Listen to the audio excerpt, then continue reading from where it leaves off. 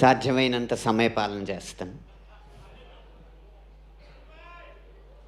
ఇరు తెలుగు రాష్ట్రాల మనసులతో బీటముడి పడిపోయిన ఇరుముడి సినిమా విజయోత్సవానికి విచ్చేసిన ప్రతి ఒక్కరికి నా వినయపూర్వకమైన నమస్కారాలు. శివ నిర్వాణ గారు చాలా గురుతర బాధ్యత ఈ సినిమాలో నాకు అప్పచెప్పారు.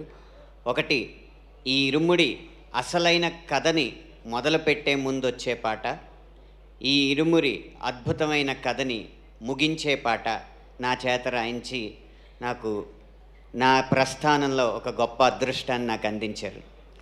శివ నిర్వాణ గారు లాంటి దర్శకులకి మాత్రం ఎప్పుడు విజయం రావాలని నేను కోరుకుంటూ ఉంటాను. కారణం ఏంటంటే వారు స్వతహాగా పాటలు రాయగలరు. ఒకవేళ వారి సినిమా విజయవంతం కాకపోతే వచ్చి మా పొట్ట కొడతారు. కాబట్టి వారికి ఎప్పుడూ కూడా విజయాలు రావాలని మనస్ఫూర్తిగా కోరుకుంటున్నాను. మా రంగంలోకి వారు ప్రవేశించకుండా వారి సినిమాలకు మాత్రమే వారి పాటలు రాయాలని మనస్ఫూర్తిగా కోరుకుంటున్నాను. ఇక ఒక క్రికెట్ కామెంటరీలో టెండూల్కర్ గురించి గవాస్కర్ గారు మాట్లాడుతున్నారు. పక్కన కామెంటేటర్ ఇప్పుడు టెండూల్కర్ ఫామ్లో లేడు, ఎలా అంటే form is temporary, class is permanent అన్నారు. కానీ రవితేజ గారి విషయంలో form is temporary, mass is permanent. అందుకనే మళ్ళీ మళ్ళీ ఇలాంటి విజయాలు ఆయన అందుకోగలరు.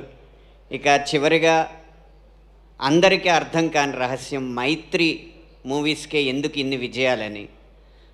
దర్శకులు, నిర్మాతలు, పాలకులుగా, నటీనట వర్గం, సాంకేతిక వర్గం, పాలితులుగా ఉండే సంస్థలు కొన్ని ఉంటాయి. అవి పాలకుల ఆదేశాలు గట్టిగా ఉన్నప్పుడు, పాలకులు గట్టిగా ఉన్నప్పుడు విజయవంతం అవుతాయి.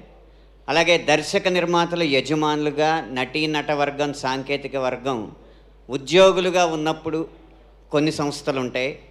వారిచ్చే జీతాలను బట్టి ఆ సినిమా విజయాలు ఆధారపడి ఉంటాయి. కానీ ఒక్క మైత్రి సంస్థ మాత్రమే అందరూ భాగస్వాములుగా, తమ వ్యాపార భాగస్వాములుగా భావిస్తారు. కాబట్టి ఈ విజయం మాకు లాభం అని చెప్పి అందరూ పనిచేస్తారు. అందుకే ఇన్ని విజయాలు వారికి అందుతున్నాయి.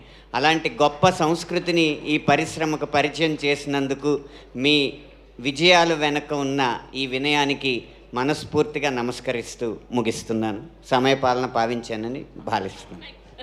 Thank you so much Anant గారు. ఇలానే మీరు ఎన్నో అద్భుతమైన పాటలు మాకు అందించాలని మనస్ఫూర్తిగా కోరుకుంటూ